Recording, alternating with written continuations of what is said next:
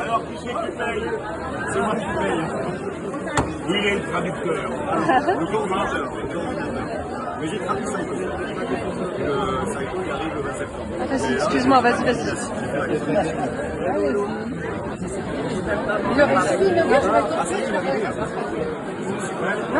En japonais. Est-ce qu'il y a un japonais ici? Ah oui. Michel, elle a fait un super beau boulot pour la. Oui, Michel. Super. Et puis c'est une photo sympa. Je vais bien un petit coup de bière si vous voulez. La bière, c'est à partir de 19h. En japonais, je sais pas. Super. Sinon, je saurais pas de fond, hein. Je sais plus. Ah, mince.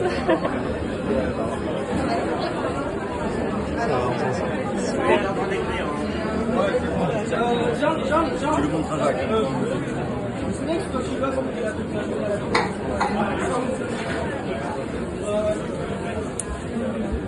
Voilà, je t'ai mis des idéogrammes. Ça va?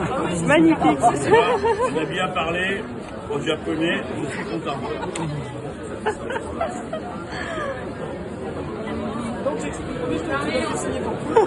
Ah, je ne fais pas des petits sympas. Alors ça, il y a déjà plein de collègues de la représentation nationale qui ont mis leur bout de truc. J'ai même besoin de compte qui a signé là ce matin. Voilà. Et ça, je le ramène en 86.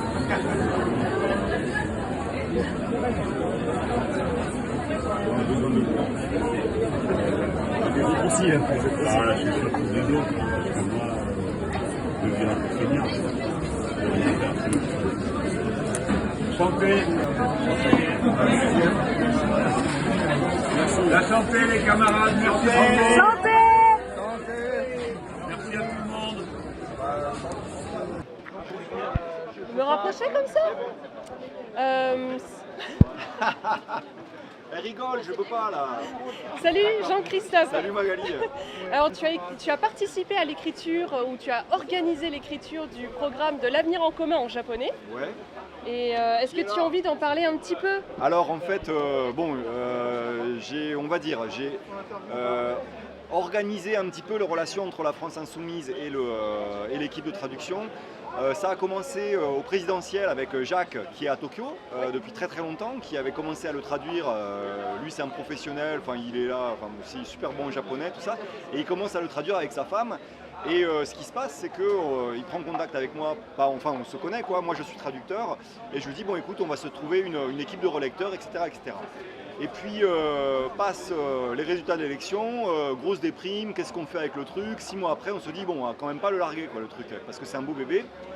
Et moi j'ai un copain qui est prof à Kobe et qui, alors lui il est spécialiste de philosophie française, il a traduit Merleau-Ponty, il a traduit Rancière, et je lui dis écoute Shoichi, est-ce que le truc t'intéresse? Il me dit ok, mais à ce moment-là je prends la direction de la traduction et c'est moi qui m'en occupe. Et donc cette fois-ci Shoichi il reprend le truc à zéro, il va faire beaucoup de réécriture, il y a une équipe de relecture qui se constitue derrière. En parallèle, c'est un contrat avec le Seuil parce que le bouquin à l'origine il est édité au Seuil. Donc du côté du contrat, il y avait des obligations, genre la LFI doit valider la traduction. Donc il fallait trouver quelqu'un du côté de LFI en France pour valider ça. Donc moi je demande à Jean-François Deluchel, notre conseiller consulaire chéri au Brésil, s'il ne peut pas nous contacter quelqu'un. Il y a quelqu'un en interne qui me dit bon bah voilà on va te trouver quelqu'un d'autre et finalement on tombe sur c'est Yuki Takahata qui elle est depuis l'âge de 18 ans, donc elle arrive en 74 à Paris à l'âge de 18 ans et donc elle est là depuis 74, 50 ans tu vois, et c'est elle qui nous refait une super relecture vraiment académique avec tout un nouvel appareil de notes etc qui était en plus de l'appareil de notes original et donc vraiment pour préciser plein de choses qui servaient à la compréhension des Japonais pour tout le système français quoi. Et au-delà de ça, qu'est-ce qu'il y a? Il y a en fait, nous on voulait absolument une préface de Mélenchon, donc pareil là je tanne Jean-François, j'arrive finalement à obtenir la préface exclusive de Jean-Luc Mélenchon, rock'n'roll, et puis où il parle justement de Saito de Saito, Kohei Saito en fait, qui est en train de... Enfin, au Japon, vous savez qu'il est vachement connu, là, il a sorti un super bouquin. Alors, le titre traduit littéral, c'est Le capital dans l'Anthropocène. Au Seuil, ils ont changé le nom, ça s'appelle Moins. La décroissance est une philosophie. C'est moi qui l'ai traduit et il sort le 20 septembre au Seuil. Donc. Et alors Mélenchon cite Saito dans la préface, donc c'est super. Et puis, qu'est-ce qui se passe après? Donc, il y a la postface qui indique en fait le déroulé historique de l'histoire de l'avenir en commun. Comment ça a été servi de base à la NUPES, comment cette base encore a servi de base. Alors, attends. Le NFP, mais en fait, ce qui s'est passé, c'est qu'on avait prévu de le publier après les élections européennes. Or, le soir des élections européennes, qu'est-ce qui se passe? Dissolution, bing. Alors, avec l'éditeur, c'est un gros éditeur académique au Japon, un gros éditeur universitaire, c'est Hosei Yakushupin. Donc, c'est un énorme truc, une très très grosse université. Et tu vois, le bouquin, c'est un beau bouquin, tu vois, c'est pas un truc. Alors là, en plus, je le montre, tu vois, il est dédicacé de tous les députés que j'ai pu trouver là. J'ai même une dédicace de Besancenot là qui m'a fait une petite ironie. Ouais, c'est pas le programme du NPA, mais c'est pas grave. Mais bon.